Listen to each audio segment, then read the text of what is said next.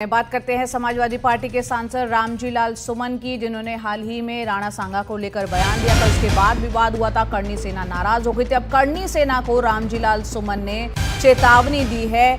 कहा है कि 19 अप्रैल को अखिलेश यादव आगरा आ रहे हैं, हम भी दो हाथ करने के लिए तैयार हैं। गड़े मुर्दे मत उखाड़ो वरना भारी पड़ जाएगा। हिम्मत है तो जाओ चीन से अपनी जमीन को छुड़ा लो। तुम ये कहोगे कि हर मस्जिद के नीचे एक मंदिर है, फिर हम कहेंगे हर मंदिर के नीचे एक बौद्ध मठ है। जहाँ मुसलमानों से ज्यादा हिंदुओं की तादाद होती जाने वाली, मुगलों के आने से पहले पर नहीं कहा जाए इसके नीचे भी मंदिर है।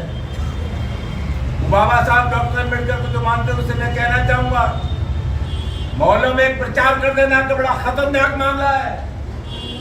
अगर तुम ये कहोगे कि हर मस्जिद के नीचे एक मंदिर है, तो फिर हमें ये कहना पड़ेगा कि हर मंदिर के नीचे एक बौद्ध मठ है। और तुम बड़े मुर्दे मत उखाड़ो, करके बड़े उखाड़ोगे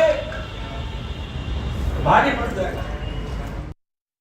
तो करणी सेना को चेतावनी दे रहे हैं सपा सांसद रामजी लाल सुमन। रणवीर हमारे सहयोगी हमारे साथ है। रणवीर, जिस तरह की बयानबाजी हो रही है, लग नहीं रहा कि ये बयानबाजी इतनी जल्दी जो है वो थमेगी और कहां जाकर अब ये रुकेगी।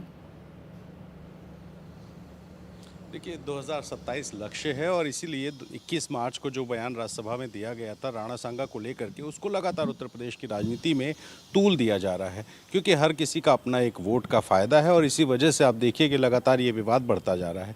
अभी शनिवार को जब करणी सेना का आगरा में कार्यक्रम था, उसके ठीक एक शाम पहले अखिलेश यादव की तरफ से घोषणा की गई कि वो 19 तारीख को आगरा पहुंचेंगे, आगरा जाकर के रामजी लाल सुमन से मुलाकात करेंगे। और जैसे ही ये चिट्ठी सामने आई कि अखिलेश यादव का आगरा का दौरे होने वाला है, तभी ये हो गया कि इस शनिवार तो करणी सेना का विरोध प्रदर्शन है, जिसमें रामजी लाल सुमन के घर की तरफ बढ़ने की एक कोशिश को पुलिस ने विफल किया। लेकिन एक और चुनौती उसी दिन उभर के आ गई कि अब अखिलेश यादव अगले शनिवार को पहुंचेंगे और फिर से वो रामजी लाल सुमन के घर जाएंगे, तो कहीं ऐसा ना हो कि उन्हें विरोध का सामना करना पड़े, कहीं ऐसा ना हो कि करणी सेना के लोग फिर से इकट्ठा हो जाएं। और इस बीच रामजी लाल सुमन का यह बयान, जिसमें वो एक तरफ कह रहे हैं कि करणी सेना फर्जी सेना है, अब तक थल सेना, वायुसेना, इस तरह की सेनाओं के बारे में सुना जाता था, लेकिन अब ये करणी सेना कहाँ से आ गई, और अगर ये सेना है तो जाए अरुणाचल चीन से लड़ाई करे, इस तरह का बयान। उसके बाद फिर मंदिरों और मस्जिदों को लेकर के जो विवाद चल रहे हैं उस पर भी वो आ गए कि अगर मस्जिद के नीचे मंदिर है तो मंदिर के नीचे बौद्ध मठ होगा।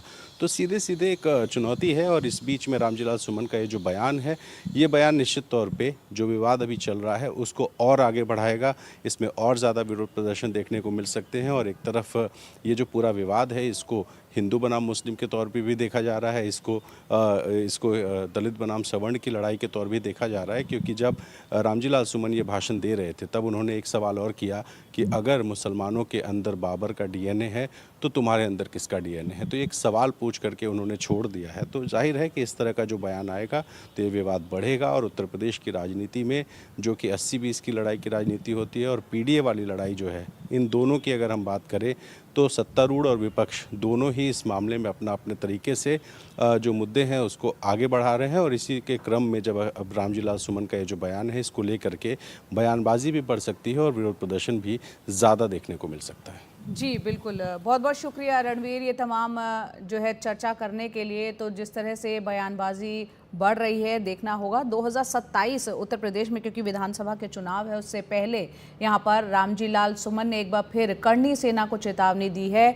और ये कहा है कि जो गड़े मुर्दे आप उखाड़ रहे हो, अब हम भी जो है दो हाथ करने के लिए तैयार हैं। दरअसल रामजी लाल सुमन समाजवादी पार्टी के जो सांसद हैं, उन्होंने एक बयान दिया था राणा सांगा को लेकर, जिसके बाद ये प्रतिक्रियाएं सामने आ रही थी। और यहाँ पर आपको बता दें कि रामजी लाल सुमन का समर्थन जो है वो मजबूरी है या फिर ज़रूरी है। रामजी लाल सुमन समाजवादी पार्टी के दलित सांसद हैं। रामजी लाल सुमन ने राणा सांगा पर विवादित बयान दिया, सुमन का साथ छोड़ा तो दलित वोट जो है कहीं ना कहीं छिटक सकते हैं यहाँ पर, और पीडीए के वोट फॉर्मूले पर बुरा असर जो है वो पड़ सकता है। यूपी का वोट गणित की अगर हम बात करें तो यहाँ पर सवर्ण, ओबीसी और मुस्लिम की अगर हम बात करें ये आप देखिए, सवर्ण जो है 17% है, ओबीसी 42% है, मुस्लिम समुदाय के लोग 19%। तो जैसा कि हमारे सहयोगी रणवीर भी बता रहे थे, 2027 में विधानसभा चुनाव होने हैं। और इसके अलावा बाकी आप वोट गणित देखिए, क्षत्रिय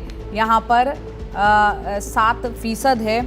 तो कहीं ना कहीं चुनावों के मद्देनज़र भी ये पूरा बयानबाजी उस नज़रिए से भी फिलहाल वहाँ की राजनीति में देखी जा रही है।